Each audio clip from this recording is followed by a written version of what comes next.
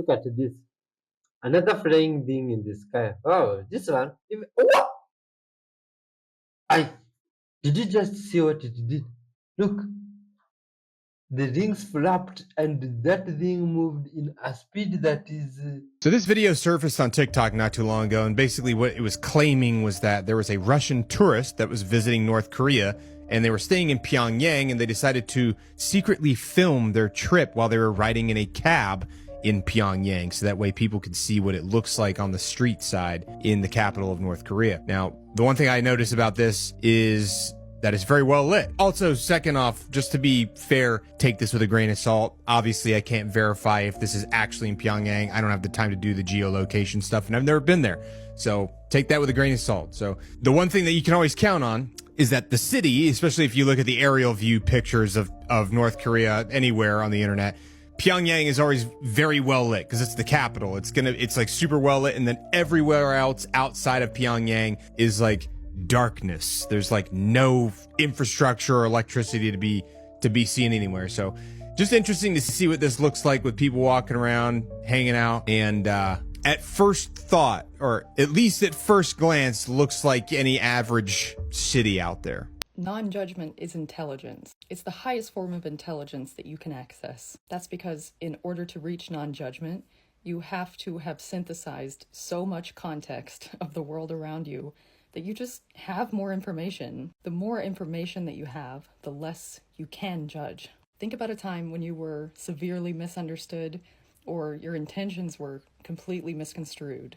Think about how that felt to you, to have the context that that's not what you meant, and for it to be received that way, for example.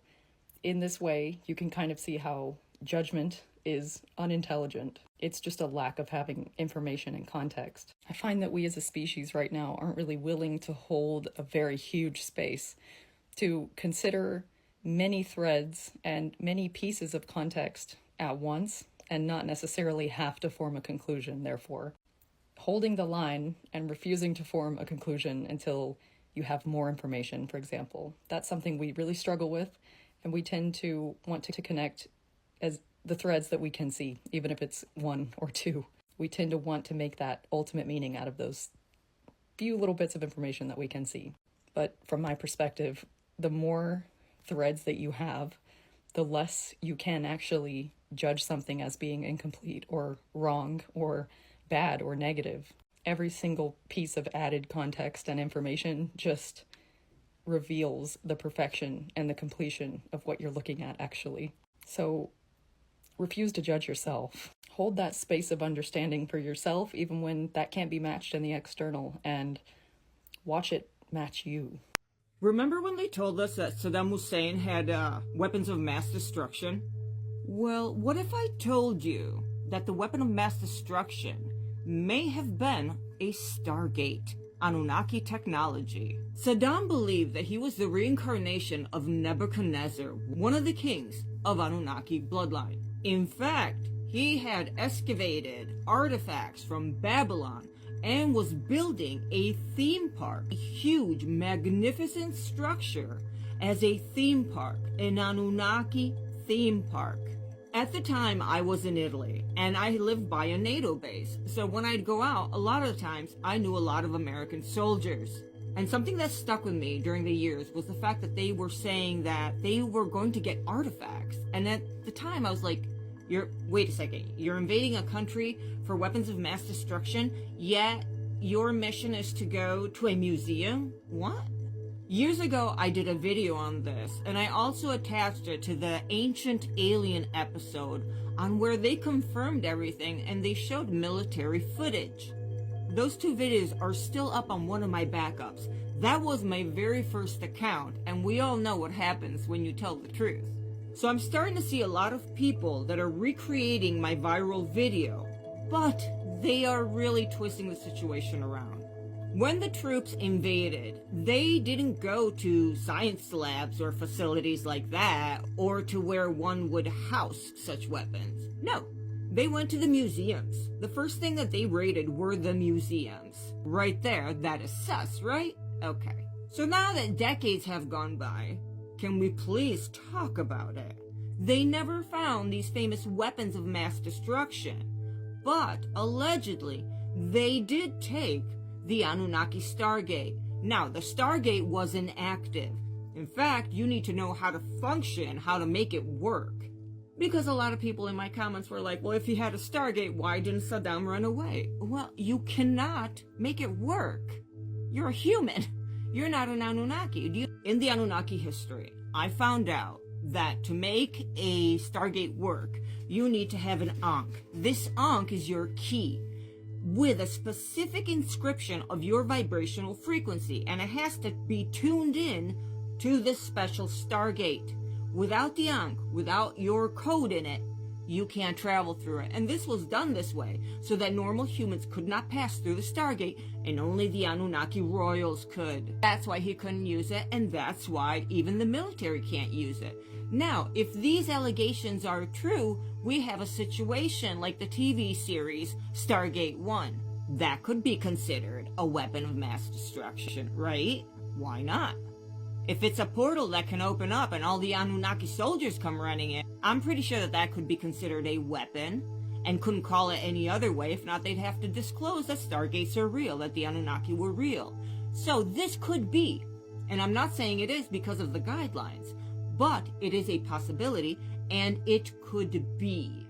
So, all alleged, you do your own math and draw your own conclusions. Did Saddam Hussein have a Stargate? Because all the evidence points to this as being the real scenario. That's why they raided the museums. That's why they raided the Babylonian theme park of the Anunnaki theme park that Saddam built. And it just makes sense.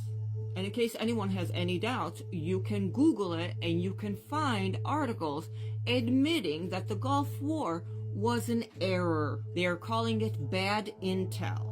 So if the cat's out of the bag that it was bad intel and nobody ever had these weapons of mass destruction, maybe the bad intel was that the Stargate was a functional one, and instead they wouldn't know how to activate it even if they tried. Authenticity is not the highest vibrational frequency. Let's talk about some misunderstandings when it comes to the Spain research. The Department of Psychology in the University of Amsterdam in 2020 did a research called the Spain research. It's the scale of positive and negative emotions. They took some undergraduate students and they measured the frequency of their positive and negative emotions. Now, frequency meaning how frequent they were, not the vibrational frequency which the spiritual community talks about. And what they noticed is the strongest emotion wasn't being positive, was actually authenticity. So feeling authentically positive and authentically negative. Not the highest vibrational frequency, the strongest and most frequent. But while we're on this topic, let's bring out some science of vibrational frequencies. Scientists have been able to measure vibrational frequencies from humans two types of ways. Either from our brainwaves, which are these guys, and the HeartMath Institute was able to measure the heart and brain coherence with ECG biofeedback tools. In more layman's terms, when the heart and the brain are coherent, meaning they are beating at the same vibrational frequency, they've noticed a study of emotions. The way scientists observe factual evidence is they don't see it as good or bad, they just see it as an observation. So let's talk about what the vibrational frequencies mean. Delta, which is between 5 and 4 hertz, is when we're sleeping. Our subconscious mind is still awake in Delta, but our conscious mind is sleeping, and we release proteins and our body heals while we sleep. Lowest vibrational frequency recorded from our brain waves, healing, restfulness. Theta is basically as soon as you wake up, when you're kind of groggy. We're also in theta when we're under hypnosis or when we're meditating. Kids under the age of 6-7 actually live in theta, just pure imagination. Now, alpha brainwaves is reflective creativity. So we can feel negative emotions in alpha and we can feel positive emotions. No matter what you're going through, what you're feeling, whether positive or negative, you feel a sense of inner peace and relaxation in alpha. Beta brainwaves is alertness, concentration, analytical. So if right now you're relaxed and you're listening to me, you could be in between alpha and low beta. But if you're really trying to absorb what I'm saying and you're like focused and you're maybe even writing things down, you might be in mid beta. High beta brainwaves, closer to 30 or 32 hertz, is taking action to reach a goal.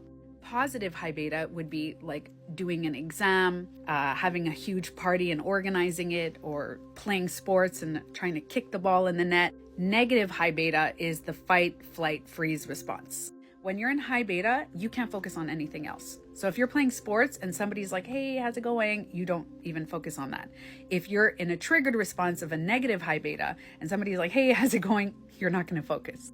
Now, gamma from 30 to 100 hertz is the highest vibrational frequency for our brainwaves. You often feel this right after the beta. So it's like this exhilarating, exciting feeling. So let's say you scored a goal, you become in gamma. It is very short-lived, that super excited feeling, but that's where your brainwaves go. There has been records of people meditating for long periods of time and going into gamma for long periods of time, which is rare because gamma is usually very short-lived. And there has been many recordings of spontaneous healing. But you know how I say there's healing? And these spiritual people say, yeah, we heal in high vibes only. But no, we also heal in delta. Every vibrational frequency and every emotion is important, is part of the human experience. Now, I used to also believe in just high vibes until I started finding out about the science behind it. And why I love the Spain research is it measures authenticity, meaning it's okay to feel all emotions as long as you feel authentic through your emotions. And believe it or not, being in high beta, sometimes you need to lower your vibrational frequency to calm yourself down. When you're in a negative high beta and you're in the fight, flight, freeze response, you need to like calm down to the alpha and theta by meditating and relaxing. The earth vibrates at a very low vibrational frequency, 7.8 hertz. And when you're in like too high and too stressed, it's really good to step on the earth and ground yourself. When you listen to music or sounds, there is no good or bad vibration. There's no vibrational frequency we need to stay away from. It's not about not playing certain notes. It's about how to. Just like it's not about not feeling certain emotions, it's about how to. And remember, when we avoid certain feelings in ourselves, we are going to avoid it in others. Now, the reason I used to be a high vibes only person is because I've been through the dark night of the soul, through hell and back, and I never want to feel that way again. So I used to just be like, I have to only be around positive people.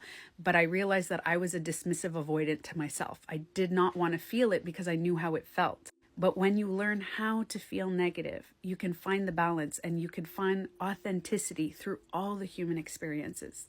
And that's when you have heart-brain coherence. Just remember, when factual evidence presents itself, it's okay to change our beliefs. If we stay rigid and stuck on one belief, even though it could be hurting ourselves or hurting others, that means that we don't have a flow of energy, of openness. Think of us like a supersized battery. We need the positive and negative for the energy to circulate. Whoa, look, these jets are literally present on the runway. This is in Germany. This is crazy, my friends. How? How do such things happen? My God, look these people. Sometimes I can't even seem to believe that all this is going on down there. And we're in the same one. What? You see, this is something from this side of the world. If it ever occurred to us, could be phenomenal. You see? Years ago, me and my wife decided that we were going to have babies. And we did some research into how that's done.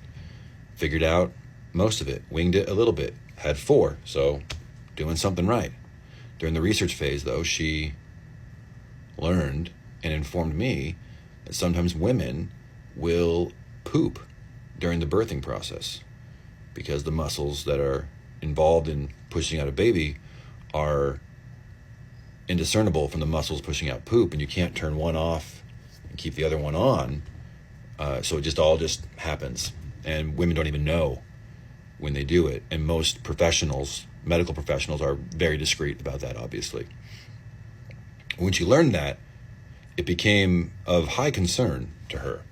Of all the things you could be concerned about having a baby, this was probably in her top 3. Like, mother's safe, baby's healthy, don't want to poop in the birthing room. Really don't want that to happen. So much so that she sat me down and she said, I need you to swear to me that if I poop in the birthing room, you will not react, and you will keep that a secret from me for the rest of our days, forever, you will lie to me forever about that.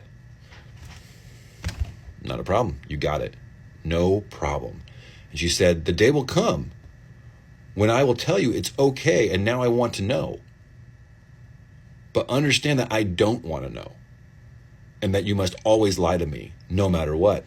Message received, baby girl. That's, I hear you clucking, big chicken. I am picking up what you're putting down. No problem.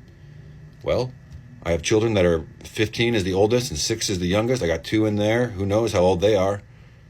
But it's been some years, and just as prophesied, she's coming around, asking questions that she shouldn't be asking. Now she's like, hey, did I poop? Did I poop in any of the birthing rooms for the birth of our children? Of course, my answer is, you're my sweet angel baby wife. Of course you didn't. My children were not brought into this world under those filthy circumstances. Of course the answer is no. But the answer is always going to be no. Do you see the conundrum that she's in? I know the truth. I'll tell you the truth right now. She didn't poop. But would I be posting that she did if she did? Of course not. I would be lying and saying that she didn't. Now, if she actually didn't, I would also be saying that she didn't. Do you see the impossibleness of this? This is why you should just, the answer, there's only one logical conclusion. You drop this forever and you never speak of it again. Because when you ask me, that's my sweet dear wife we're talking about. You're asking me if she pooped in front of other people during the birth of my beautiful children? Of course not. My wife wouldn't do that. Doesn't have it in her to do it. So that's always the answer.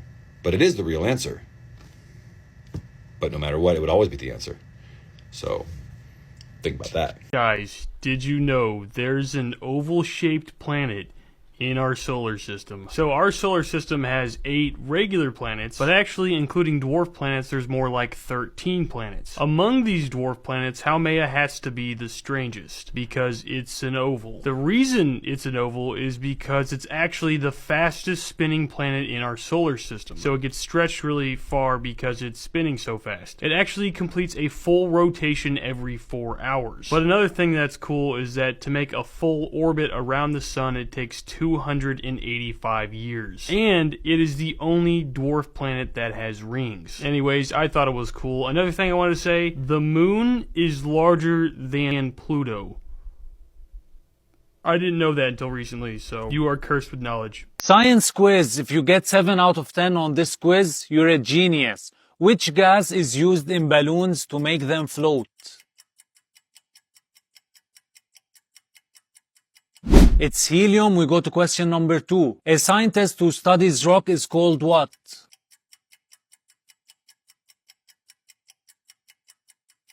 Geologist. We go to question number 3. The center of an atom is called what?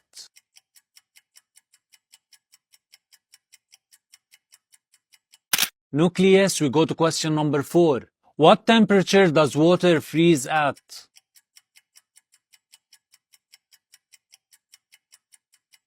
0 degrees, of course. And now we go to question number 5. The discovery of penicillin was made by whom?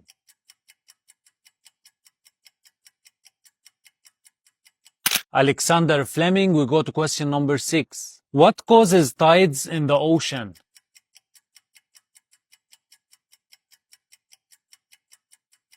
The moon's gravity. We go to question number 7. What measures the magnitude of an earthquake?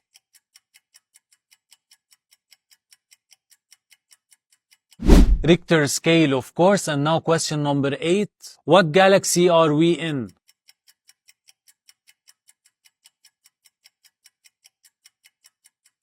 The Milky Way, of course. And now question number 9. What's the chemical symbol for salt?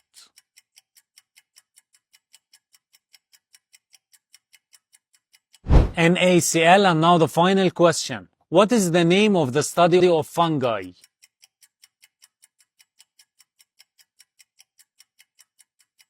Mythology. How many did you get right?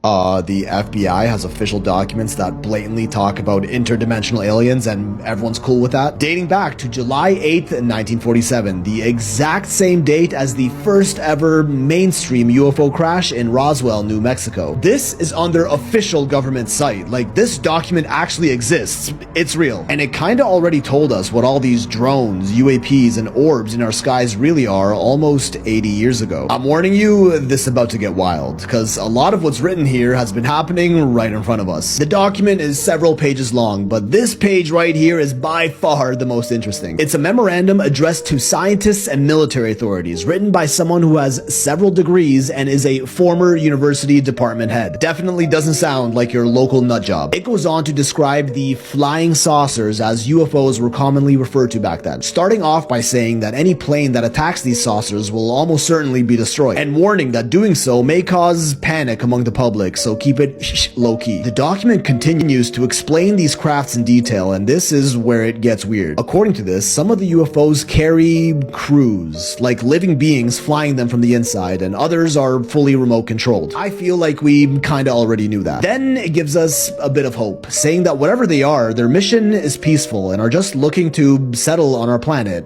Not the worst news, right? These visitors are human-like, yet much larger than us, and are not from Earth, but from their own world, clearly. But they don't come from another planet as we would expect, but rather an etheric realm, which interpenetrates our own and is not perceptible to us. Put simply, interdimensional beings. That's literally what it's saying. And their bodies and crafts automatically materialize into existence when they enter our dimension. Their crafts also possess a radiant energy that will easily disintegrate any attacking ship, and can also disappear from our dimension at any time without a trace. But the realm from which they come from is not the so-called astral plane, which is where a person's spirit is commonly thought to go to after passing away, but rather corresponds to the locus and talas, which are Hindu mystic terms that refer to 14 worlds that exist in dimensions above and below our own. Yeah, I told you shit was gonna get weird. And finally, they can't be contacted by radio, but likely can be by radar if we build some sort of signal systems designed for that purpose. Well, now, isn't that something? To be fair, many are quick to point out that this document wasn't actually written by the FBI, but rather was a newsletter written by Dr. Newton Mead Lane to the FBI, which they just stored in their archives. And obviously, if you Google it, it'll just tell you it's a bunch of pseudoscience and nonsense, you know the drill. Regardless, it's still an interesting report for the feds to keep in their official public document vault. And as wacky as the ideas presented here are, it kind of sounds similar to what's happening in our skies today, written in 1947. And this isn't the first time the FBI's public vault was under scrutiny. Back in 2011, another UFO memo from 1950 featured in their online archive was making its own rounds. This document mentions 3 circular saucers 50 feet in diameter with raised centers that were recovered in New Mexico. Each saucer was occupied by 3 bodies of human shape, but only 3 feet tall and wearing metallic clothes. Non-human biologics, anyone? Which admittedly contradicts the other document which said they're bigger than us, but maybe they come in different sizes, who knows. But again, this report was dismissed as hearsay from a third party with no proof, and no further evaluation was performed. Even though the report was written by Guy Hoddle, a special agent of the FBI, reporting an account given by an investigator of the US Air Force. 2 top-ranking government officials, with no reason to lie, reporting on UFOs with non-human bodies found on board, swept under the rug as usual. Info about UFOs and unexplainable technology like this has been slowly trickling out over the decades and has definitely ramped up quite a bit in the last couple of years. What used to be crackpot theories are now basically government confirmed, which I don't even know if the government confirming it should make us less or more skeptical about it. So just remember these totally fake and for entertainment purposes only FBI documents in the coming months, and see if any of these get added to the told you so checklist. I promise you, the moment that you realize that the fallen angels are literally the Greek gods and the demigods are actually the Nephilim, the Egyptian gods are also the fallen angel. The characters in the Epic of Gilgamesh are also the Nephilim. Y'all, it all ties together. And the moment that this clicked for me, I shot down that rabbit hole. Like, woo! Everything is tied together, and we about to get into it. But before we do, make sure y'all follow my YouTube. I'm gonna put it right here just in case TikTok actually gets banned. Also, TikTok, this is for entertainment purposes only. It's all satire. None of this is real.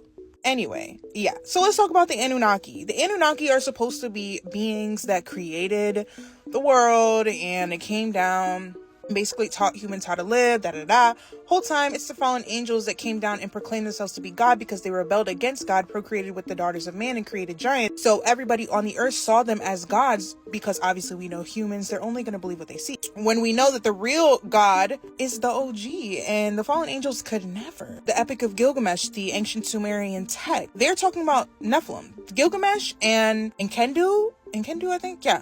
They were Nephilim. Humbaba in the Epic of Gilgamesh, he was a product of miscegenation, half human, half animal, which is supposedly what the fallen angels were doing, literally corrupting God's creation. The ancient Egyptian gods, half animal, half human, a lot of them, products of miscegenation. And the proof is in the handiwork. Where do you think pyramids come from, y'all? Like, where do they come from? They're all over the earth. First of all, I definitely think that the fallen angels were using those as energy harvesting, but that's a whole video for another time. But how do you think these huge pyramids, these huge colossal monuments were created?